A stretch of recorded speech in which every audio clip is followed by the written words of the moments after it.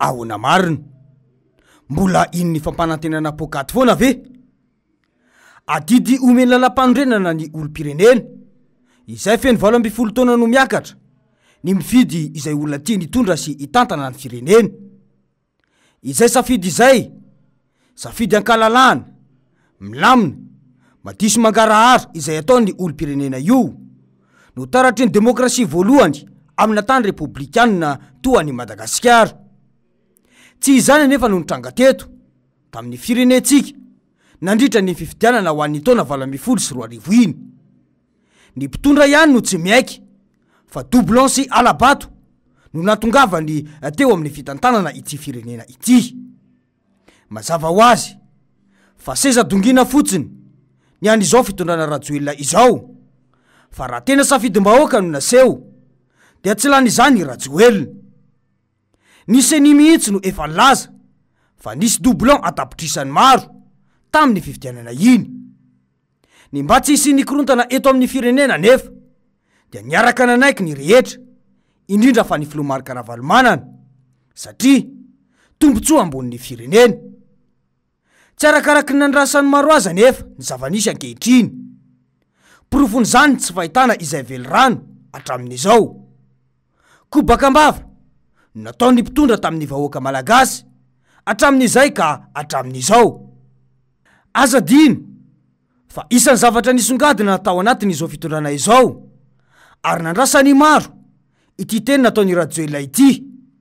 raha nitsidika ny tapany atsimy ninosiny ny tenany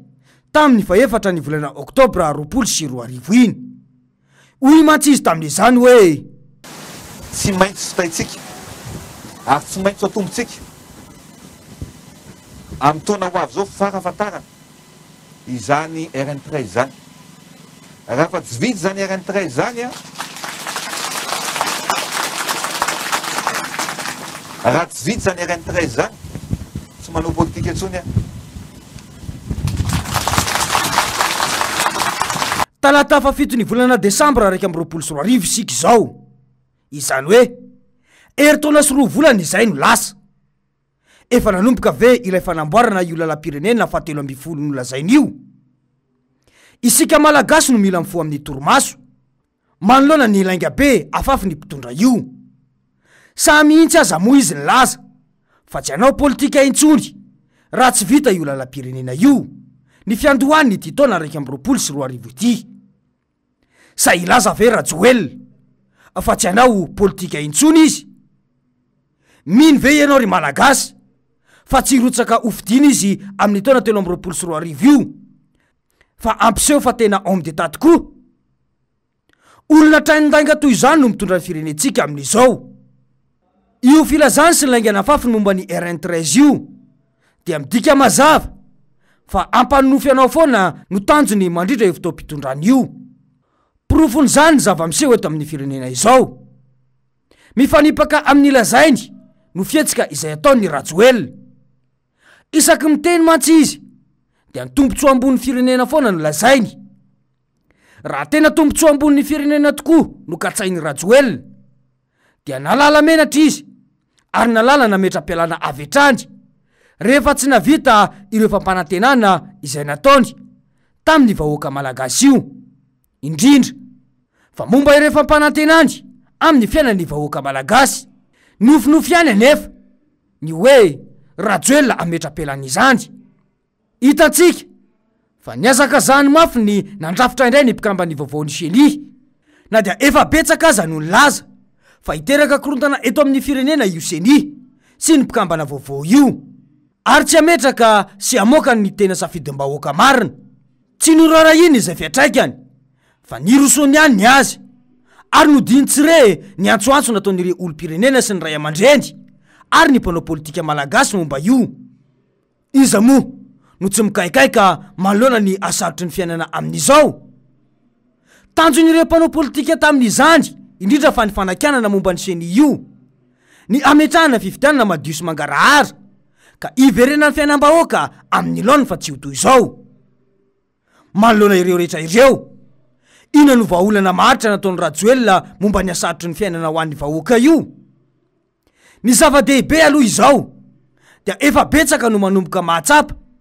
fa tsy mety ary tsy mandeha amin'izay elony mihitsy ny fitantanana ity firenena ity ankehitriny. Tsy mitovy mihitsy mantsy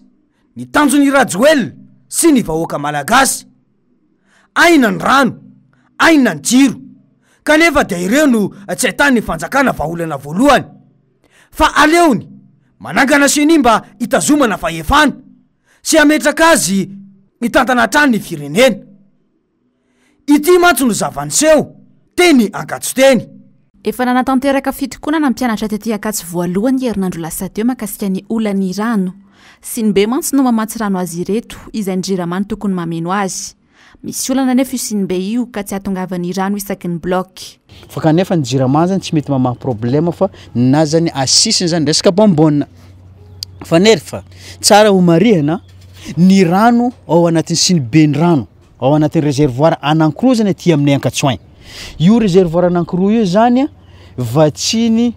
JIRAMA rano avy Andony Mandriseza. Tonga ao anatin'ny réservoir zany rano avy Andony Mandriseza. De rehefa tonga anatin'ny réservoir lefa ny rano tsy tonga aty anatin'ny tokantragnonay, tsy tonga aty an-tragnonay zany le rano. Zany hoe zany tsy tonga amin'ny pont tuyau zany le rano fa mijanona ao anatin'ny réservoir. Ka iny zavatra misy amin'izay aty après zany hoe lasa mitady lalana zany le rano mamaky amin'ny toeran-kafa zany izy ka lasa very fotsiny le rano fa tsy tonga amin'le toerana tokony ampomboagna izy. Tsy mbola nisy vahaolana hatramin'izao avy amin'ny orinasa JIRAMA manambana ny anao fitokonana goavana araka izany ny fikambana mpianatra ety Ankatso voalohany sy ny any Ambatomaro izay mijaly rano ihany koa efa amam-bolana maro izay. Teny tsy poany manam-panahy fa zay dia nanohetsika tompoko. Le bombona zany tsy vahaolana aminay de toute façon tsy mety amin'le misy perte an'le JIRAMA izy araky ny filazany anazy magaga anay moa zany hoe fa hoana mbola ampiasaina aty an'le bombona. Ny aim-bahoaka mihitsy no misedra olana. Tsy ny mponina Ankatso ihany no sahirana amin'io fa faritra maro eto an-drenivohitra. Raha toa ka manambola tokoa ny fanjakana, ina no tsy amahany io olam-bahoaka io. Ny arantsika nahita ihany koa mantsy fa efa nampiseho ny tsy fahafaliany momba izany ihany koa ny mponina teny Itosy. Azadiny fa efa nisy tetikasa lava-drano manara-penitra saika ho atao teto ary teny Ambohidrapeto iny no nametrahana izany.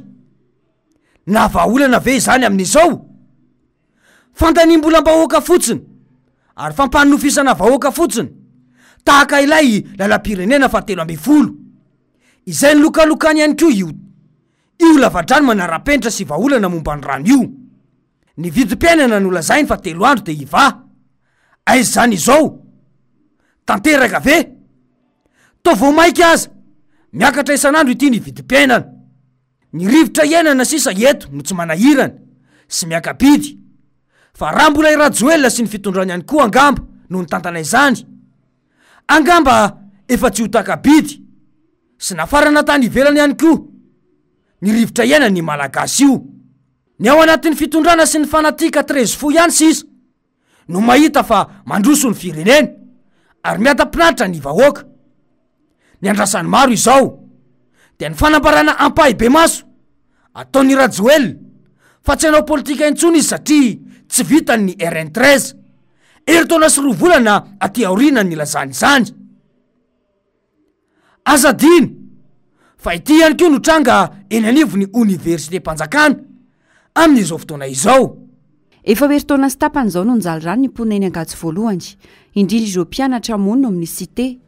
Tsy nahitam-baolana zany hatramin'izao na nisy aza ny fitarainana maro. Mitombo hatrany ny fahavoazana iainana isan'andro. Zara raha misy rano ampiasaina andrahoana sakafo sy idiovana. Marobe rahateo ireo mpianatra monina eny amin'ny cité ka tsy maharaka ny filana rano. Tsy misy efa tsisy ny bendrano ray monja mantsy no misy endry. Tany am-boalohany isan'andro no misy manatitra rano eto. Amin'izao anefa indray mandeha isa-tapa-bolana vao misy mamatsy. Mahatsiaro zanak'ikala hafa araka izany izy ireo manoloana izao tranga izao ka takiny sy ny fandraisana andraikitra aingana dia ny famatsiana rano isan'andro zany. Eo aloha zany ny JIRAMA mahavita manatitra isan'andro. Nahagaganay nefa tato anatin'ny 2 volana zay ny JIRAMA indray isan-kerinandro no manatitra ary tato ato dia indray isa-tapa-bolana. Zany sy ny fanarahana tamin'ny JIRAMA efa nisy fanarahana tany aloha hoe handeha ty pop ty zany hoe le source hafa ato zany fa tsy resaka bombone. zay no ny fanarahana tany aloha hatram'izao nefa le izy de sahala amin'ny miandro maina eto fotsiny eo amin'ny 300 eo zay no mampiasa ny bonbonina io bonbonina ray de nefa am'izay fotoana zay anaka ny ray andro sy tapany io no ampy anay satria zay sady mampiasa an'io zay alohan'ny hoany an-dakilasy mampiasa rano handro mampiasa rano hahandro mampiasa rano hanasa lamba ny sasatrano moa iny efa tsy lazana tsony fa ilana ibe zany le rano zahay aty masy zao olona avy amin'ny faritra daholy salamo hoe zanakitrala hafa zany zay eto rehefa tonga eto sisy ray aman-dreny typiazy zay sisy havana tonga eto io fa juste agnay mpianatra fotsiny hianatra eto le nitinainy de mba hoe mianatra tanànanay zahay noho ny tsy fisin'ny école any nefa de voatery miakatra aty de nefa zao ny fizaliana aty de atao ahoana ary mazava amitsika rehetra angamba ny fanazavana teo ankoatra ny tsy fisitrahana vatsom-pianarana ara-dalàna sy ny olana maro samihafa de mbola olana manokana ihany ko ny rano fisotro madio ireo anefa no avin'ny firenena ary mazava fa tsy hovanina mihitsy ny fianaran'ireo tanora ireo manoloana ny olana maro samihafa izay sedrain'io ninony nambaran'ny rajoela sy ny ekipany dia échec ity fitondrana ity manoloana ny olam-bahoaka sy ny zavatra sedray ny firenena ankehitriny tsy vitany tsy mahay mitantana fa mampanantena pokaty no mpamita-bahoaka dia io fa mbola te hamita-bahoaka indray amin'ny taona 2024 amin'ny alalan'ny seny hita fa tsy maleo tena io mila mandray an-tanana no avin'ny firenena ny vahoaka teny zao efa nampindram-bola ny komoro moa isika fa ahoana mariny